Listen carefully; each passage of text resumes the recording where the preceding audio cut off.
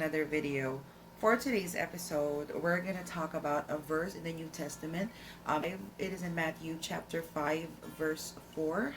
It says, "They're blessed are those who mourn, for they will be comforted." So today we're going to talk about sadness, how to deal with sadness.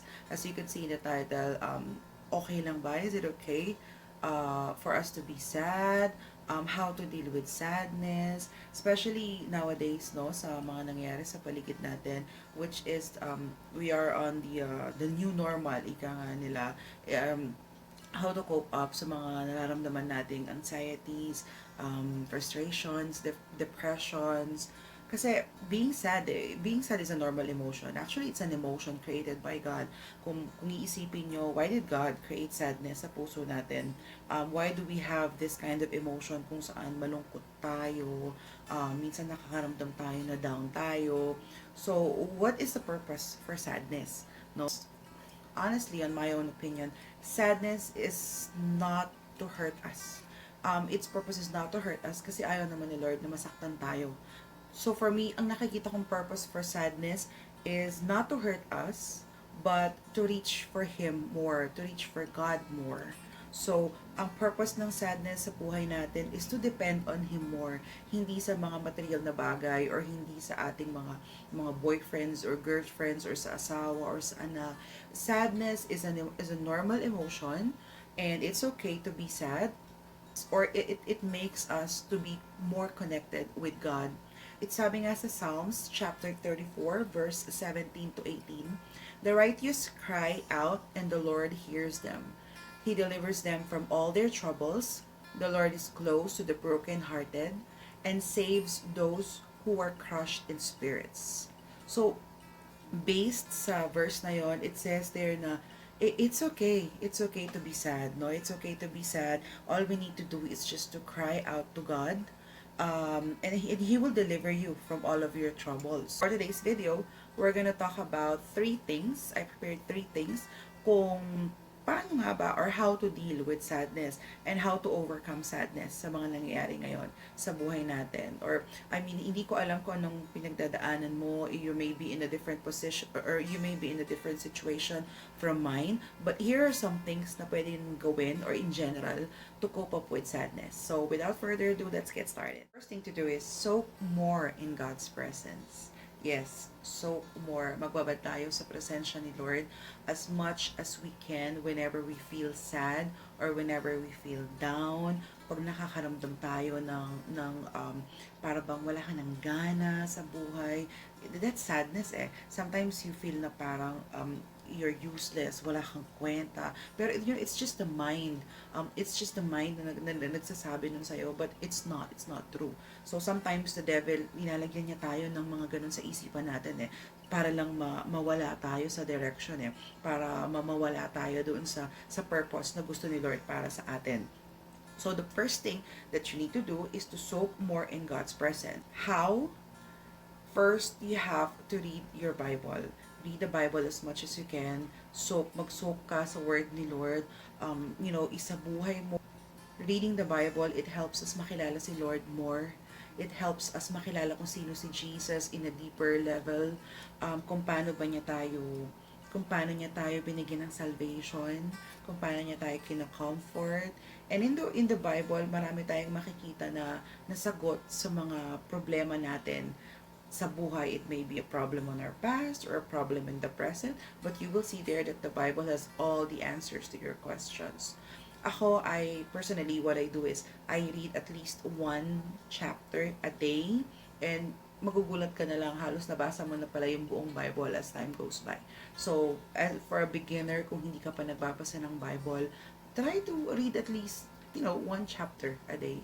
And you'll see, there's gonna be a lot of changes sa buhay mo once you start reading the Bible. I strongly suggest to start in the New Testament first. You can start with the book of John, book of Matthew, book of Luke, book of Mark first. Start first reading about Christ. And I tell you, napakalaki na magiging changes sa buhay mo. Second thing, aside from reading the Bible, is to listen to worship music.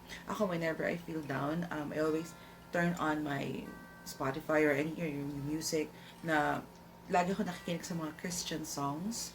So, nakakaano kasi sila, nakaka-uplift sila ng soul mo. So, pag narinig mo yung mga lyrics nila, it's not a worldly lyrics na maririnig mo from them, but more of ina-uplift nila yung spirit mo. And it's also a way to worship God. So, pag nag-worship kasi tayo, you feel, nare-release lahat ng tensions mo, nare-release lahat ng bigat sa puso mo. So, yeah, I strongly suggest to listen to worship music whenever you feel sad. And another one is have a quiet time with God. Kasi minsan pag malungkot tayo, we tend to minsan ina-isolate natin yung sarili natin from the rest of the people, from other people, from friends, from families. The more we isolate ourselves, the more na marami tayong naiisip na kung ano-ano. So I strongly suggest na instead of isolating yourself from other people, why not have a quiet time with God? Ito yung time kung saan you're gonna read devotions. Let's say before you read the Bible, try to read some devotions. Tingnan mo kung ano yung message na ibinibigay sa iyo ni Lord, kung ano ba yung epekto nito sa nangyayari, or ano ba yung lesson na tinuturo ng devotion na ito sa present na nangyayari sa buhay mo. So, you pray to God, you just close your eyes, pray, ask God, Lord, ano ba yung purpose? Why do I feel this sadness in my heart? And you'll see, darating ka sa point na makikita mo na lang yung sarili mo that you are communicating with God more than before. It's because when you were sad, siya yung tinakbuhan mo at walang iba. Magugulat ka na lang, you'll feel, light, parang nawala yung bigat sa dibdib mo. And at the same time, parang nawala na ang sadness after talking to God. So, have a quiet time with the Lord. Ako, every morning, personally, what I do is every time I woke up in the morning, magkukulong ako sa office ko. I will lock the door and I will just kneel before the Lord. Na kami lang ang magkausap. Just kneeling down to Him, surrendering your day to Him, praying to Him that, thankful, be grateful na nagising ka pa sa araw na yon. So, it's your moment with God. It's your moment. It's a one-on-one moment with God. So that's usually one of my morning routines. I'll tackle that more on my other videos, on my future videos, my morning routine. So stay tuned for that. The second thing is to divert your mindset.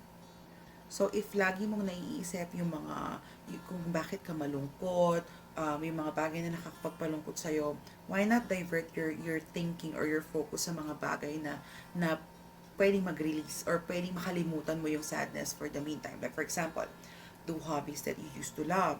If you love drawing or if you love crafting, why not do them? 'Di ba? Why not do them para yung isip mo is mawala doon sa sadness na nararamdaman mo. So literally, it's like diverting your mindset to other things.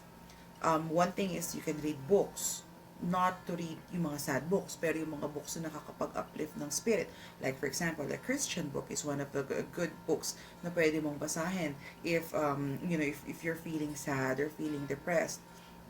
One thing then na pwede kong advise is or one way of diverting your mindset is journaling. Ako, I do journaling for the past 2 years na. I love writing, writing notebooks. Gusto ko mag-collect ng mga notebooks actually, yung mga clean notebooks talaga. And then I used to write on them kung ano yung nararamdaman ko, kung ano yung mga to-do list ko. Meron din akong notebooks na, I also have digital notebooks on my iPad. I also do digital journaling kasi mas fun and creative for, mas nalalabas mo yung creativity mo in digital journaling.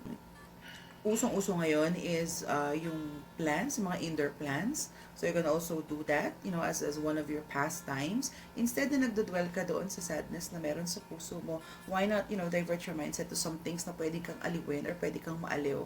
Sa iba, it might be crafting, iba photography, gano'n. It depends kung ano yung mga hobbies mo. Try to divert your mindset into things na makakalimutan mo yung sadness mo. And finally, third, have fellowship with others. I know it sounds, sa panahon ngayon, it's pandemic, bawal lumabas, o diba, na bawal pa talaga, may social distance. It's not about those kinds of fellowships pa. Sa ngayon, sa technology, using technology, we can have fellowships online. Kami, we do fellowships online, Bible studies online.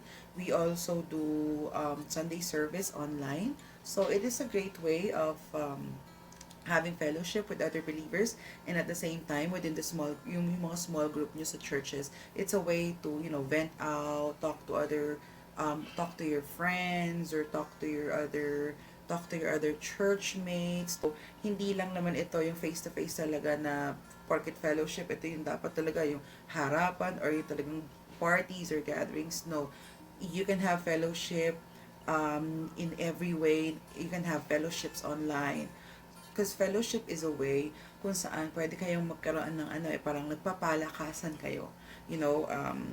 Lahat ng Christians, or we as a Christians, hindi tayo exempted sa mga problems na nararanasan natin.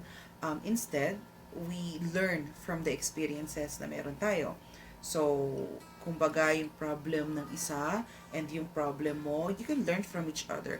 Kung ano yung ginawa niya nung naranasan niya yun, kung ano yung ginawa mo nung naranasan mo to. So, it's the sharing, it's the fellowship that you're having, it's the communication with other believers.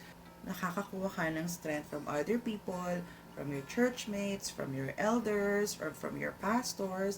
So fellowship is very important for you to release your sadness, to release your anxieties, to release your depression. Don't isolate yourself.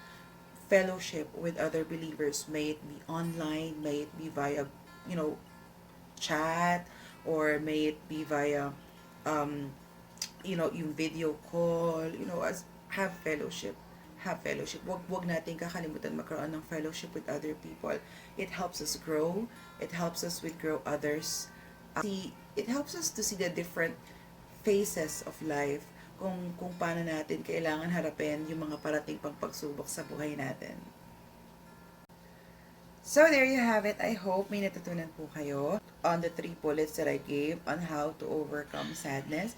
It's okay to be sad. Wala pong masama sa pagiging malungkot, as long na yung ating kalungkutan ay magiging way for us to be more closer to God, for us to reach God for more of His presence, for us to depend on God more. So, based on dun sa tatlong binigay ko, you have to soak more in God's presence. You can divert your mindset, and at the same time have fellowship with other believers, may it be online, chat, text, have fellowship. So, I prayed na may natutunan po kayo today sa video na ito, and I hope to see you again on my next video. Please do subscribe and like this video, and give this video a thumbs up. And just for me to be inspired to do more videos like this. And thank you so much po for subscribing to my channel, and I hope to see you soon on my next videos. Thank you po. Bye. God bless.